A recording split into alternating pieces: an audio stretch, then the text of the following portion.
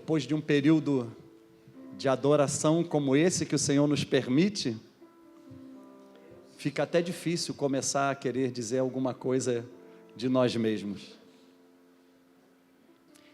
Então, nesse momento eu quero compartilhar aquilo que de fato tem estado no meu coração com você. E quero dizer para você que eu tenho tido sonhos. Eu tenho tido sonhos de ver uma igreja alegre e feliz. Eu tenho tido sonhos de ver uma igreja que viva uma vida de comunidade de fé. Eu tenho tido sonhos de ver uma igreja atuante no mundo onde ela está inserida. Eu tenho tido sonhos de ver uma igreja libertadora aos oprimidos. Eu tenho tido sonho de ver uma igreja rica com as riquezas celestiais. Eu tenho tido sonho de ver uma igreja que avança contra os portais do inferno e salva vidas para a glória de Jesus. E eu começo a perceber que esses sonhos estão sendo realizados. Eu creio num movimento pentecostal onde Deus nos dá liberdade para entrar na sua presença santa e adorá-lo de fato em espírito e em verdade. Eu creio numa igreja tão santa e tão unida, a ponto de superar as diferenças, a ponto de olhar somente para Jesus, o autor e consumador da nossa fé, como está escrito em Hebreus capítulo 12, no versículo 2. Olhemos firmemente para Jesus, o autor e consumador da nossa fé. Eu quero compartilhar com você nessa manhã sobre o poder do chamado. Uma das coisas que a mim me parecem serem muito importantes para a igreja nos dias de hoje, é a gente atender ao chamado de Deus, é a gente ter a sensibilidade para ouvir a voz de Deus nos chamando. E eu quero te dizer, como tenho dito repetidamente aqui nesse púlpito, o chamado não é privilégio só da liderança da igreja, o chamado não é privilégio somente de um pastor, de um bispo, seja lá o que for, não, de um presbítero. O chamado é para todos que pertencem ao corpo de Jesus, chamado igreja. Então, é importante que logo ao iniciarmos essa conversa, que você seja tocado de fato, e que eu de alguma forma seja um instrumento de Deus para colocar em você um despertamento em relação àquilo que Deus está nos chamando para fazermos, mas antes de fazermos, de sermos. Então é importante que você a partir de agora se desligue de todas e quaisquer preocupações que você possa ter, até mesmo com o dia que amanhã seguirá. Sabe, talvez você esteja preocupado com algo que você tenha que resolver amanhã. Eu quero te dizer, de alguma forma, que você venha se despir disso, dessa preocupação, e que você se vista agora da nuvem da glória de Deus que está neste lugar, pois todos nós temos percebido, o Senhor está aqui, Ele está operando maravilhas no meio do seu povo. Que as escamas possam sair dos nossos olhos, e que a gente possa perceber essa presença gloriosa de Deus, chamando a cada um de nós para a sua obra. Não devemos negligenciar o chamado de Deus na nossa vida. Não podemos nos acovardar quando milhares, milhões de pessoas estão indo nesse exato momento para o inferno. Você está aqui porque Deus te trouxe, porque Ele tem uma palavra para você. Então eu quero te pedir, vira para essa pessoa tão linda que Deus colocou do seu lado e diga, não se distraia. Diga, não converse com ninguém. Preste atenção em tudo o que Deus vai falar ao seu coração nessa manhã. Amém. Diz assim a palavra de Deus. Jesus, andando junto ao mar da Galileia, viu a dois irmãos, Simão, chamado Pedro, e André, seu irmão, os quais lançavam as redes ao mar, porque eram pescadores. E disse-lhes: vinde após mim, e eu vos farei pescadores de homens. Então eles, deixando logo as redes, seguiram-no. E adiantando-se dali, viu outros 2 irmãos, Tiago, filho de Zebedeu, e João, seu irmão, num barco com seu pai Zebedeu, consertando as redes. E chamou-os eles, e deixando imediatamente o barco e seu pai, seguiram-no. Que Deus abençoe a sua palavra. Queridos, esse texto, narrado por Mateus aqui para nós, é um texto do início do ministério do Senhor Jesus Cristo. Jesus, ele começou a pregar arrependimento à beira do mar da Galileia. Era uma região onde ele vivia. O início do ministério do Senhor Jesus Cristo foi exatamente ali. E é interessante que Jesus, então, depois de começar a pregar arrependimento, ele continua a sua caminhada, ele anda mais um pouco e encontra 2 irmãos, Simão Pedro e o seu irmão, e aí ele então faz um chamado a eles, né, André. Ele diz: olha, vocês sigam-me. E a Bíblia diz que imediatamente eles deixaram as redes, eles estavam pescando na tarefa cotidiana daquela gente. Depois eles andaram mais um pouco e encontram 2 filhos de Zebedeu e faz o chamado para que eles também abandonem aquela tarefa cotidiana e o sigam. E eles assim fizeram. A Bíblia diz que eles deixaram o barco onde estavam e também seu pai Zebedeu. Deixaram e seguiram Jesus. E aí é interessante que a partir dali Jesus começou a chamar tantas pessoas. A Bíblia fala que Jesus chamou, por exemplo, o próprio Mateus, que escreveu esse evangelho, quando ele estava trabalhando numa coletoria. E então o Senhor, passando por ali, disse: siga-me, e ele largou a coletoria e seguiu. Jesus também, ele chamou uma menina que já estava morta, já tinha provado a morte, e ele disse: menina, levanta-te, e a menina levantou. A Bíblia fala que um amigo de Jesus, chamado Lázaro, estava já sepultado há 4 dias, e Jesus, na frente daquele túmulo, a pedra ainda estava lá, ele pede para que a pedra fosse removida daquele lugar, e a pedra foi tirada dali, uma pedra pesada, com quase 2 toneladas, ela foi removida daquele lugar, e Jesus então chama Lázaro para fora, e Lázaro vem. Então Jesus o tempo todo está chamando. A Bíblia fala que o evangelho ele é pregado a muita gente, e o reino de Deus está reservado a todos aqueles quantos o Senhor Jesus Cristo chamar. Então, há um poder no chamado de Jesus para a nossa vida, há um poder no chamado. A Bíblia fala que Deus tem chamado homens e mulheres através das gerações. Agora, é importante que a gente tenha uma resposta a esse chamado, é importante que a gente tenha um pronto atendimento a esse chamado. 2 Timóteo, Paulo escreve, capítulo 2, verso 15, procura apresentar-te a Deus como um obreiro aprovado, que maneja bem a palavra da verdade e não tem de que se envergonhar. Há um poder no chamado, e eu quero observar aqui agora contigo, o chamado, antes de tudo, ele vem por uma palavra.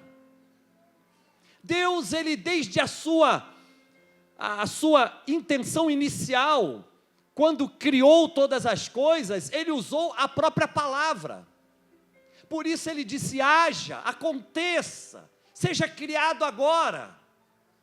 E eu quero te dizer que Deus está nos chamando, e muitas vezes nós não estamos ouvindo a palavra dele. Por quê? Porque em alguns momentos a gente entende que um chamado é algo para divulgar uma ideia, que o chamado é algo para mostrar uma realidade, mas na maioria das vezes, o chamado deseja mostrar a nós aquilo que os nossos olhos naturais não conseguem ver. É interessante como Deus tem falado ao longo dos séculos.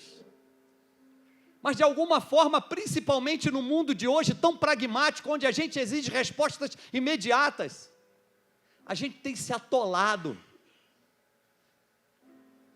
nas nossas próprias prospecções, nas nossas próprias conceituações, nos nossos próprios princípios, que muitas das vezes não estão em compatibilidade com a palavra.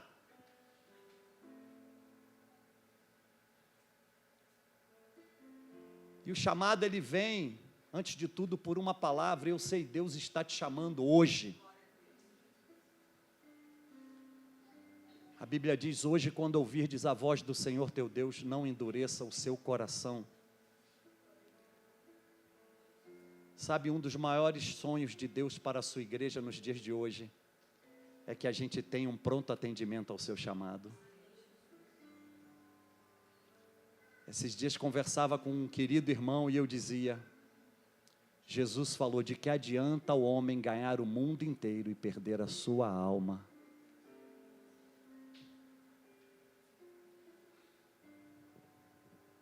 E aí esse irmão me perguntou: pastor, onde é que está na Bíblia o registro da queda de Lúcifer? Eu disse: Isaías 14. Está lá escrito que ele próprio, na sua prepotência de construir a sua vida com o seu próprio braço, independentemente de Deus, independentemente daquilo que Deus o chamou para fazer, ele diz: eu subirei as mais altas estrelas do céu, eu farei o meu trono, o meu assento acima do trono dele. E aí o que acontece? Ele é precipitado, sofre um infortúnio. Para ele está designado o lago que arde em fogo e enxofre. Não para nós, para ele. Agora é interessante que algumas vezes a gente percebe que muitas vezes a gente fica preocupado em construir um grande império, quando Deus quer construir na nossa vida o seu chamado. Qualquer prosperidade que venha à nossa vida só fará sentido num atendimento pronto ao chamado de Deus. O Senhor Jesus Cristo encontrou com um jovem rico, que conhecia tudo da lei, que praticava boas obras, que fazia tudo de bom.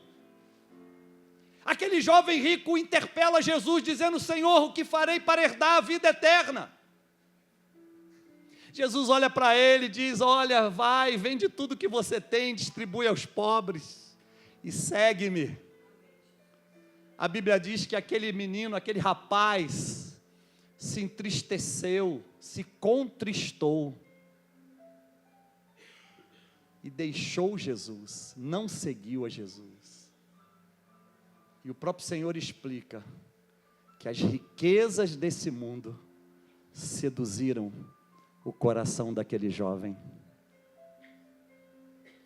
Aí essa semana, numa conversa com o irmão, ele me falou de alguém que é muito ávido por acumular riqueza. Estou falando de dinheiro.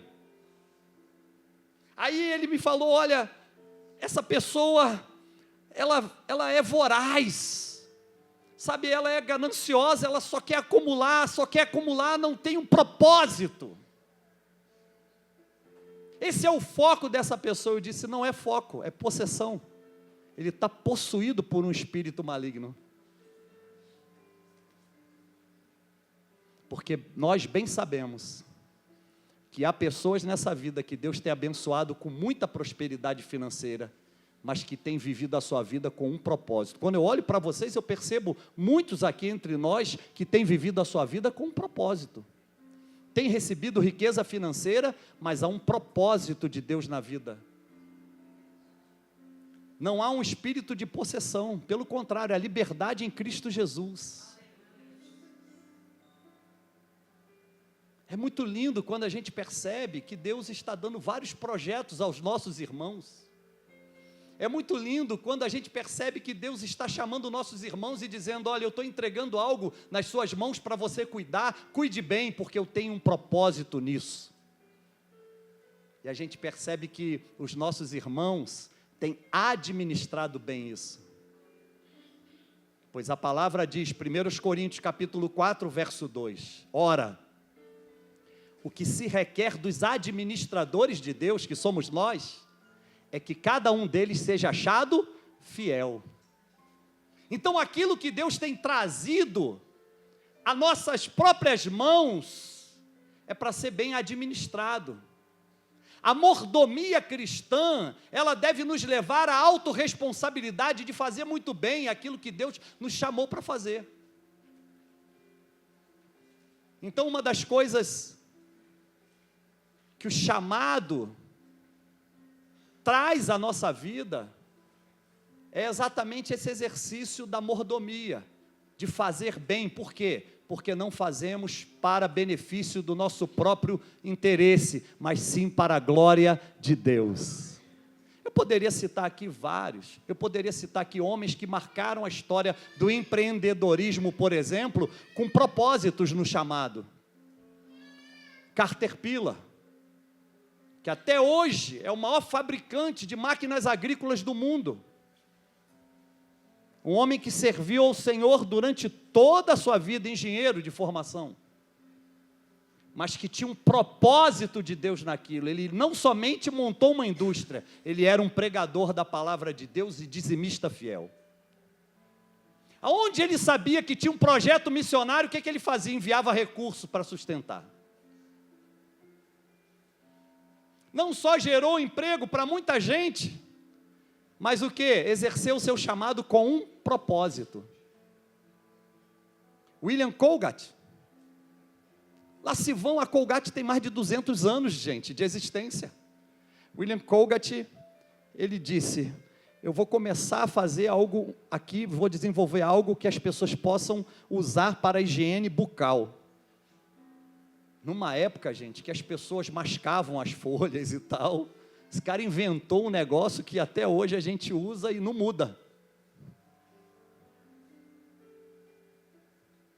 Morreu, sua esposa morreu, o tempo foi passando, a empresa se tornou uma coisa tão grande, mas até hoje, eles enviam recursos para obras missionárias. Até hoje, uma empresa como a Colgate envia recursos para a obra missionária.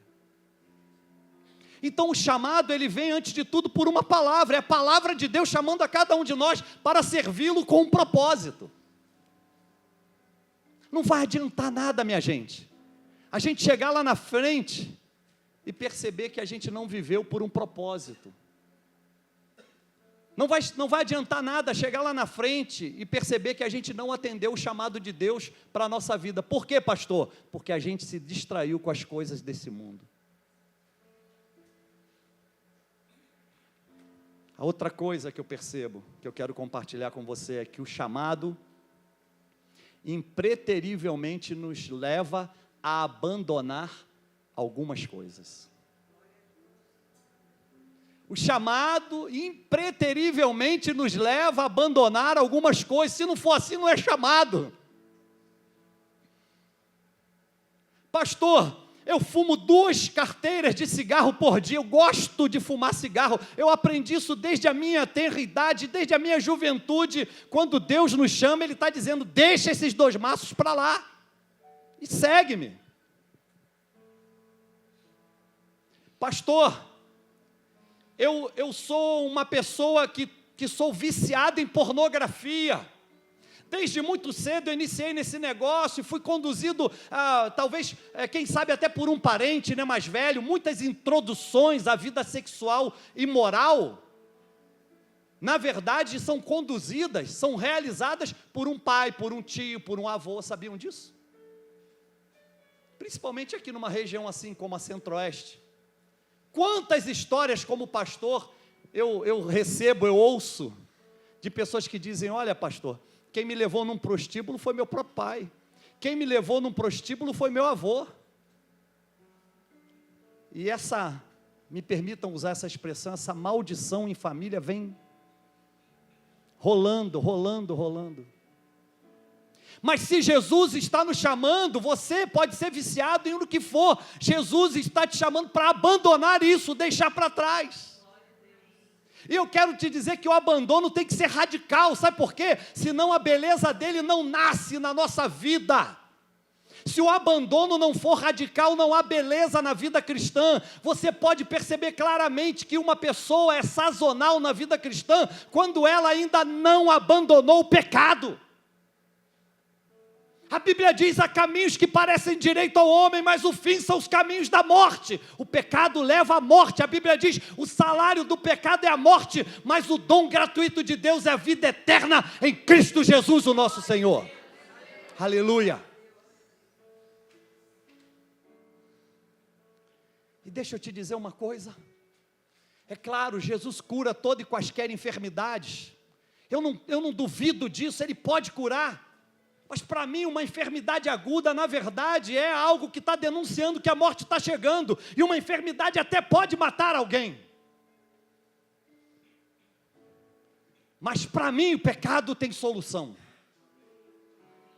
Porque quando alguém ouve o chamado de Deus e atende, se arrepende de seus pecados, ele é curado completamente. A Bíblia diz que os pecados são perdoados e uma nova vida é inaugurada naquela pessoa.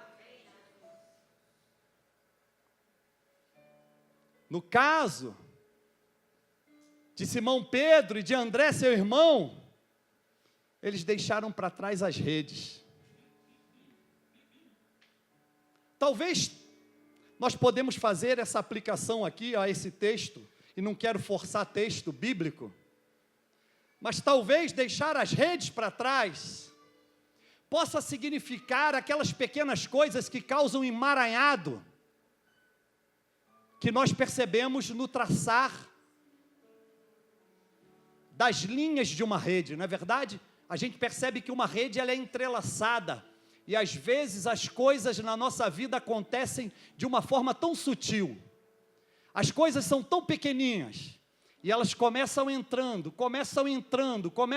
e a gente não percebe, e a gente diz, mas é só um prazerzinho, é só uma pitadinha, é só uma bicadinha, não tem problema.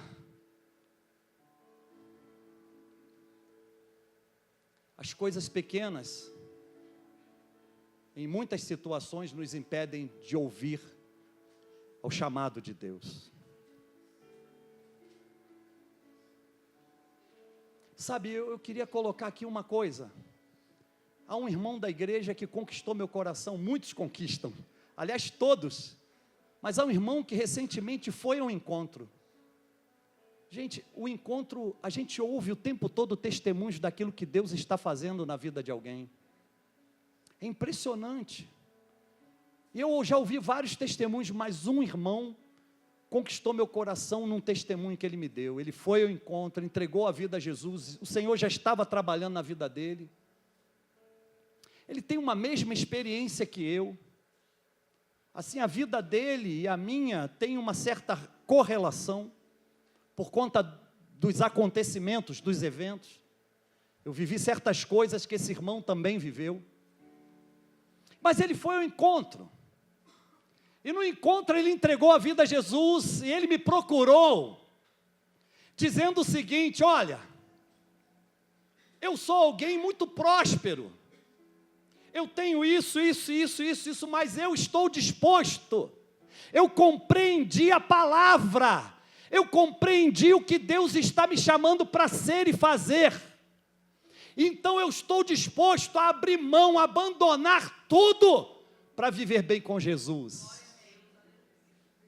Esse irmão é alguém que conquistou uma família abençoada, filhos. Eu até brinquei com ele: rapaz, a gente tem praticamente, acho que é a mesma idade. Eu disse: rapaz, eu sou pai agora, você também. Que beleza, né? De lá para cá, como tenho feito muitas vezes, eu disse para ele, mas não somente disse, eu fiz, eu orei, e até hoje tenho orado, e digo para ele: rapaz, você vai abandonar tudo isso, Deus vai te surpreender com coisas que você jamais imaginou acontecerem na sua vida.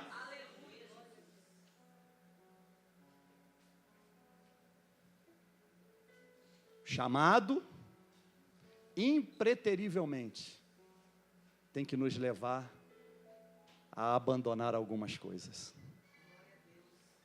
sejam elas pequenas ou grandes. As redes que Simão Pedro e André estavam manipulando eram os sinais das coisas pequeninas que nos afastam da comunhão de Deus. Mas no caso de Tiago e de João, filhos de Zebedeu, o que eles fizeram? Deixaram o barco e deixaram seu próprio pai. O barco, na verdade, era o sinal do maior empreendimento daquela gente que vivia à beira do mar da Galileia. Aquilo ali era a microempresa deles, ali que dava todo o sustento da família. O pai, na verdade, era a presença de alguém que colocou aqueles filhos no mundo e que merecia respeito. Mas olha que coisa interessante. Eles deixaram o barco e deixaram seu próprio pai para trás, para seguir a Jesus. Porque o chamado de Deus, o chamado de Jesus, é na verdade um chamado para deixar tudo o que vai nos impedir de ter comunhão mais profunda e íntima com Ele, para trás.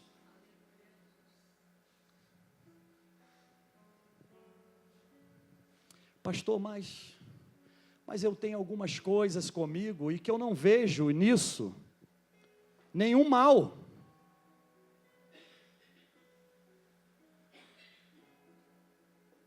Eu não vejo nisso nenhum problema, e é verdade, eu quero te acalmar, te tranquilizar. Há coisas que a gente tem na nossa vida que não nos impedem de ter comunhão. Eu não estou dizendo aqui que você tem que vender a sua empresa hoje e virar um missionário amanhã, não é isso. Mas há coisas que a gente quer carregar na hora errada. Há coisas que a gente quer levar com a gente no momento em que Deus está dizendo, agora não. Pode até haver um momento certo. Eu me lembro de um irmão. Deixa eu falar uma coisa aqui para vocês. Às vezes até um bem que a gente possui pode nos tirar de um relacionamento mais íntimo e profundo com Deus. Se aquilo ali estiver dominando o nosso coração. Eu me lembro de um irmão que adquiriu num tempo um carrão bacanão, bonitão, lindaço. Rapaz, quando eu vi aquele carro, eu até falei, rapaz, eu acho que eu ficaria bem dentro daquele carro. Só que num papo com esse irmão, sabe o que ele falou para mim? Pastor, eu desfiz do negócio. Porque o negócio, por onde eu passava, me levava para uma zona de perigo. Eu mesmo com meu coração, pensando, puxa, eu sou o cara, tenho um carrão desse. E outra coisa, esse carro atraía olhares. Interessante. Aquilo ficou na minha mente, sabe por quê? Porque seja o que for, que de alguma forma esteja nos impedindo de ter uma comunhão maior com Deus, a gente tem que cortar fora da nossa vida, abandonar. Lá em Provérbios está escrito que aquele que encobre as suas transgressões nunca prosperará. Mas o que se arrepende e deixa alcançará misericórdia. Então seja pequena, seja grande, se a gente identificar que isso está trazendo desconforto, que isso está trazendo separação entre nós e o plano de Deus para a nossa vida, a gente tem que deixar para trás. Deixa eu contar uma coisa aqui, a Alex está me ajudando aqui no teclado como sempre. A Alex é uma bênção de Deus. Graças a Deus pela vida do Alex. Mas olha só, eu estou me lembrando aqui agora de Albert Schweitzer. Albert Schweitzer era um médico cristão, diretor de um hospital, que tinha um chamado de Deus para ser missionário na África, que nem euzinho. Só que ele tocava um órgão. Era o hobby de Albert Schweitzer tocar o órgão. Depois vocês vá lá, dê uma olhada na vida de Albert Schweitzer, produziu livros, foi um grande missionário, teve um ministério próspero na África. Mas olha que coisa interessante, para onde ele ia, ele levava o seu órgão. E aí um dia ele sentiu um chamado muito forte de Deus para ir para a África, para uma região muito árida, de savana. E ele pensou, puxa, Deus está me chamando, eu vou levar o meu órgão comigo. Gente, cá entre nós, o que um órgão atrapalharia uma obra missionária, não é verdade? Mas ele ouviu Deus falar, esse órgão não pode ir com você. Você tem que ir sem ele, você tem que deixar ele para trás. E ele deixou, e ele foi, e lá ele se tornou um campeão de ganhar almas. Depois, na biografia dele, ele descreve o seguinte, foi descrito o seguinte, que num determinado dia, ele estava sentado, imagina você sentado, ó, vou sentar aqui. Você sentado, falando com Deus numa oração, seu órgão aqui do seu lado, e Deus diz para você, você vai para a África, ele não. Você vai para a África sem esse órgão com você. E aí então ele diz, mas Deus, por que é só um órgão? E eu toco tanto, quando eu toco esse órgão, eu glorifico o teu nome, eu compunho. E Deus disse, lá na África, eu quero você totalmente livre para ser usado por mim.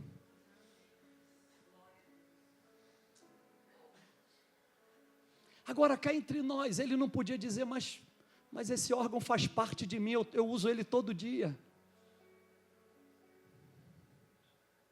Você imagina quando Deus chamou Abraão? Abraão, sai da tua terra, do meio da tua parentela, e vai para uma terra que eu te mostrarei, lá te farei pai de uma grande nação. Imagina Abraão olhando e falando, mas espera aí, eu nasci em Ur dos Caldeus, aqui é meu lugar, aqui é meu habitat, eu estou vivendo aqui quase que a metade da minha vida, Deus.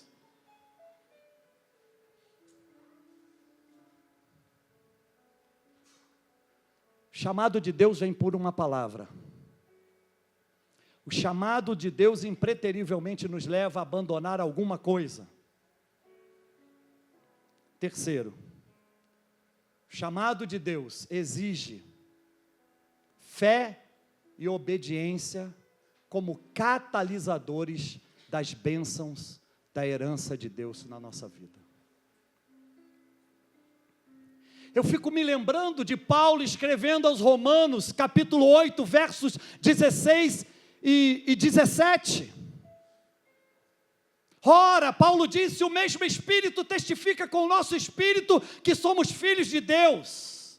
E se somos filhos de Deus, somos herdeiros de Deus e co-herdeiros com Cristo, para que se com Ele sofrermos, também com Ele venhamos a ser glorificados.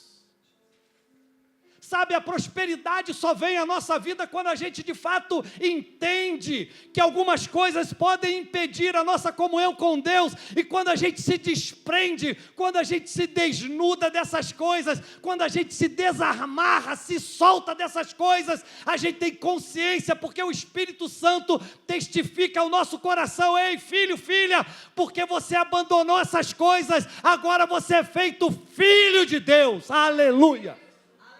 Aleluia. Sabe, filho de Deus tem uma postura diferente. Filho de Deus é aquele que mesmo no sofrimento sabe que dias melhores o aguardam.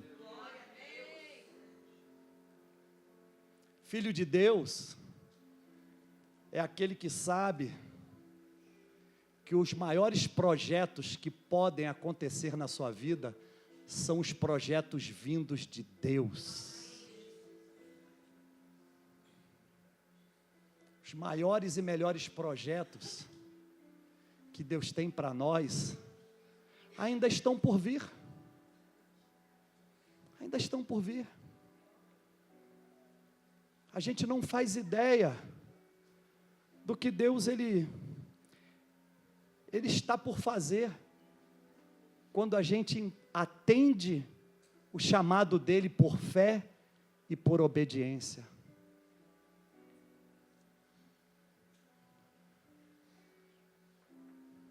Se você for ver como o catalisador funciona, catalisador, por exemplo, quando você usa uma gotinha de catalisador, ele endurece a região onde ele foi colocado ali. Então, isso fala de fortalecimento da fé. Isso fala da força que há na obediência à palavra de Deus. Sabe, as heranças de Deus só virão à nossa vida por fé e por obediência.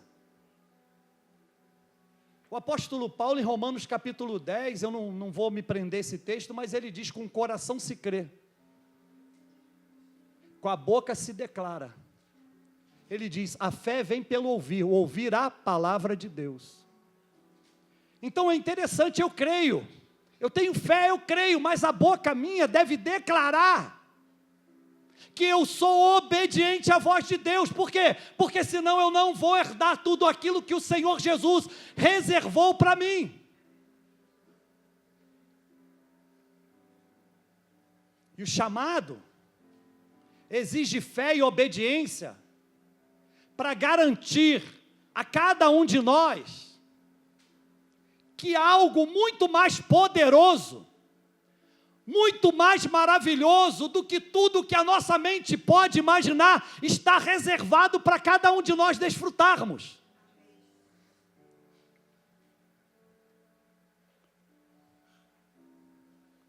Eu queria citar para vocês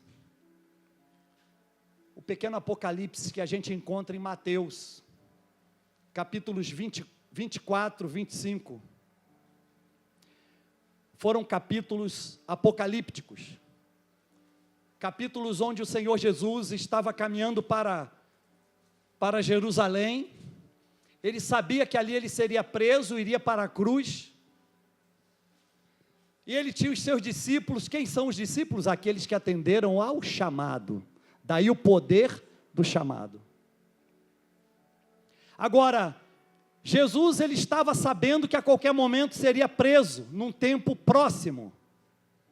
Então ele reúne os discípulos e começa a instruí-los através de parábolas importantíssimas.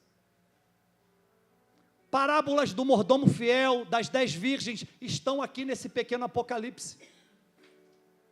E aí o Senhor Jesus Cristo, ele fez o seguinte: ele começou a instruir por parábola, e começou a mostrar o que haveria de acontecer com todo aquele que permanecesse fiel ao seu chamado.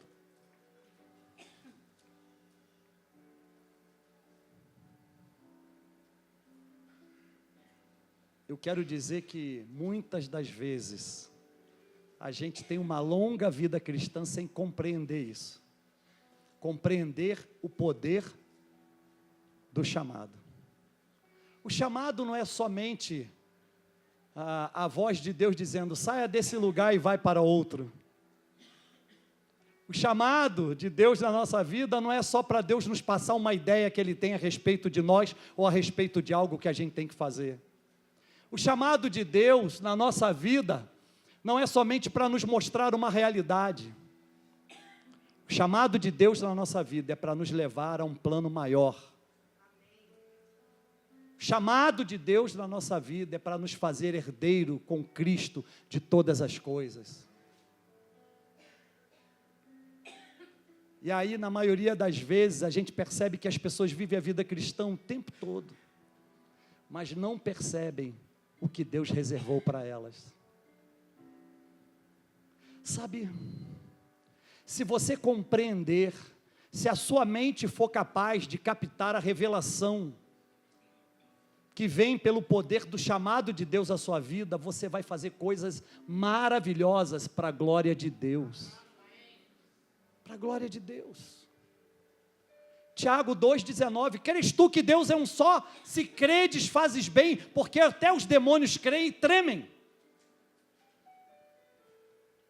Tiago disse: olha, a fé sem obras é morta. Me mostra a sua fé sem obras, e eu te mostro a minha obra por fé.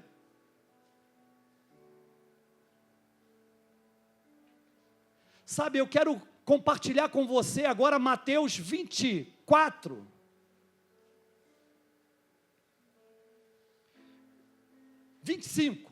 Mateus 25. Jesus já encerrando a palavra profética sobre o tempo do fim, a sua própria vinda, o que vai acontecer no fim de todas as coisas.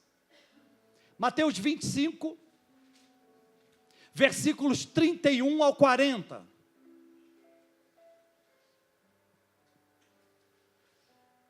Olha o que o Senhor Jesus ensina, isso é um tesouro para nós.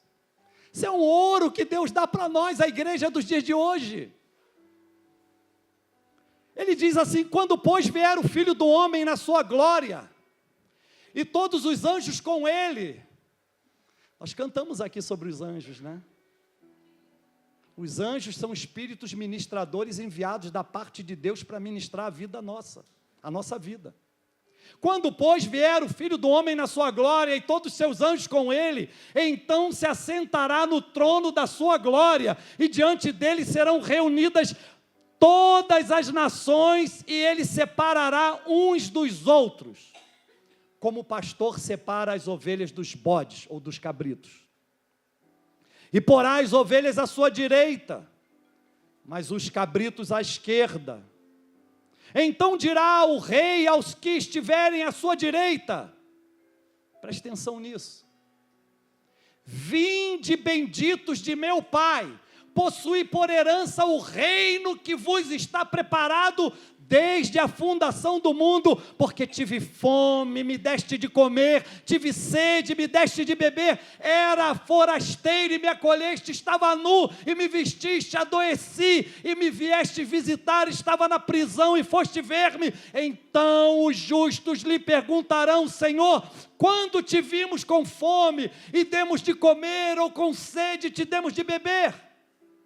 Quando te vimos forasteiro e te acolhemos, ou nu e te vestimos?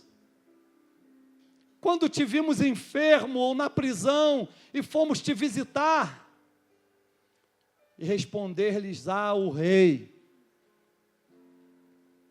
em verdade vos digo que, sempre que o fizestes a um desses meus irmãos, mesmo dos mais pequeninos, a mim o fizeste. Vinde, benditos de meu Pai, para a alegria, para o gozo que vos está proposto desde a fundação do mundo. Pastor, como é que eu vou ser herdeiro disso? Quando você começar a atender o chamado de Deus e praticar e viver um estilo de vida por propósito que te leve a ser uma bênção na vida de outra pessoa. Tem alguém com fome? Dá de comer. Tem alguém com sede? Dá de beber. Tem alguém nu? Vista. Tem alguém enfermo? Cure. Tem alguém preso? Vá visitar.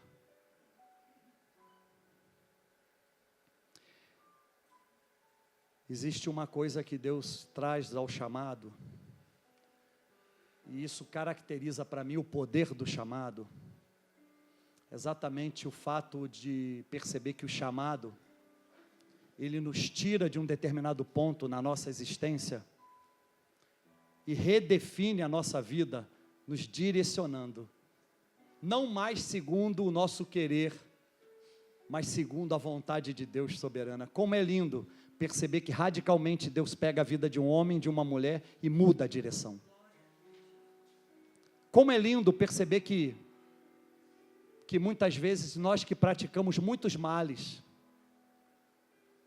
nós que magoamos, afrontamos, defraudamos, roubamos, traímos, enganamos, cometemos todo tipo de torpeza. Como é lindo perceber que Deus pega a nossa vida e muda radicalmente, e ainda nos adverte: não voltem a praticar isso. Eu quero pedir aqui, por favor, Roosevelt, projeta, por favor, 1 de Pedro, capítulo 3, verso 9, a gente está encerrando. 1 de Pedro, capítulo 3, verso 9. Pedro dá uma instrução a uma igreja, a igreja que é forasteira, a igreja que estava sofrendo uma perseguição.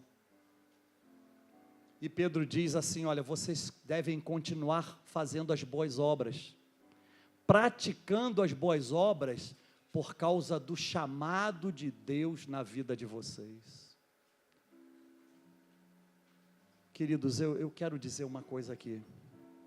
antes de ler esse texto, como eu tenho sonhado com cada um de vocês se colocando à disposição do reino, dizendo: Deus, eu vou atender o seu chamado. Sabe como eu tenho sonhado que cada um de vocês diga: Deus, eu vou ser um discipulador, uma discipuladora. Como eu tenho sonhado com cada um de vocês dizendo: Senhor, eu quero atender o seu chamado para abrir a minha casa para uma célula reunir. Sabe, às vezes você fica dizendo: mas eu não tenho condição, mas eu não sou capaz. Não, A ou B tem condição, é capaz, eu não. Eu quero te dizer, Deus está te chamando hoje, agora. Rasgue o seu coração e se coloque à disposição para fazer aquilo que Deus está te chamando para fazer. Não deixe o tempo passar, porque amanhã pode ser tarde demais. Sabe, quando nós chegarmos à presença do Salvador, diante do julgamento do trono branco, eu tenho dito para Deus: Senhor, eu quero mostrar as minhas mãos cheias e não vazias.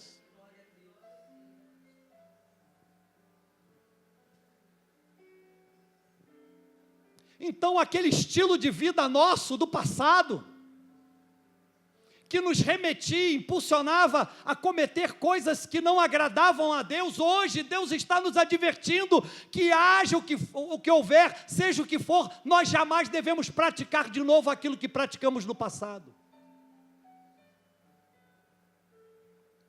Pastor, isso porque você não conhece um colega que senta à mesa do lado na repartição que eu trabalho. Chamado de Deus na sua vida tem que te levar a amar essa pessoa.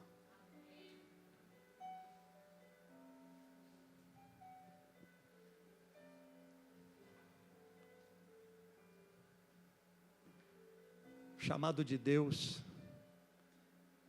Ele deseja fundamentar em nós a esperança da glória. E a esperança da glória, na maioria das vezes, é não fazer como o mundo padroniza. A esperança da glória é não ver as coisas como o mundo vê. A esperança da glória é projetar no outro, seja ele quem for,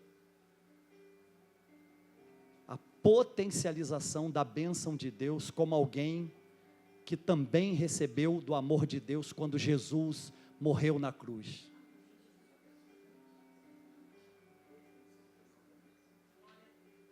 Conheci uma senhora, lá alguns que aqui estão também foram. Eu conheci uma senhora e um senhor, lá nós fizemos o nosso primeiro encontro com Deus em Imperatriz, no Maranhão. Eu acho que aqui só está o Freire, né, que foi, né? Cosme, né? Verglauber, irmã Lourdes, Kelly. As mulheres foram antes, nós fomos depois, para participar de um encontro com Deus lá. Conheci um casal industrial, dono de uma usina de açúcar,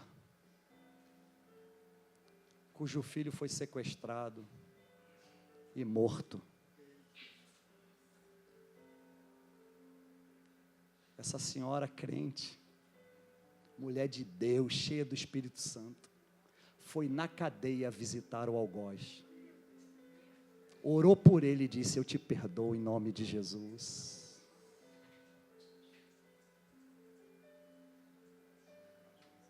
Pense nisso. Quando alguém distraidamente no shopping esbarra em você, qual é a tua reação? Quando alguém nos corredores de onde você trabalha pisa no teu pé, qual é a tua reação? No trânsito, quando alguém te dá uma fechada, qual é a tua reação?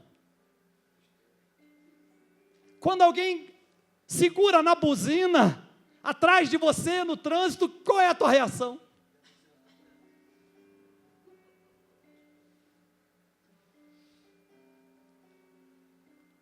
Nesse encontro, o marido dessa senhora que tinha praticado isso, estava lá, ele foi um dos palestrantes. Nós estávamos lá, no meio de uma palestra, desse senhor, levanta um rapaz e diz: olha, eu quero falar. Aí tá bom, vem aqui na frente, o cara quer falar. Pastor fulano, eu quero falar aqui agora. Aí esse rapaz do nada, lembra disso, Freire? Seu fulano, eu trabalhei lá na empresa do senhor. Ah, que coisa, ele todo animado, que coisa boa, você trabalhou lá? Trabalhei, eu roubei o senhor. E ele, tá bom, coisa boa também.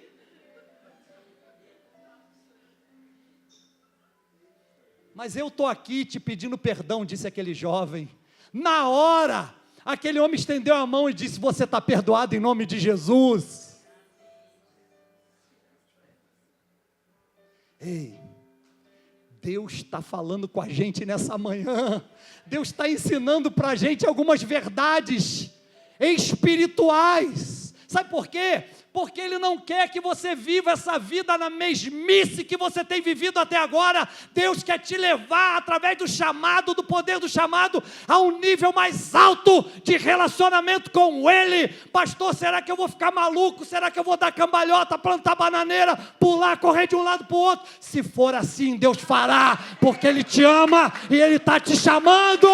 Aleluia! Oh, aleluia!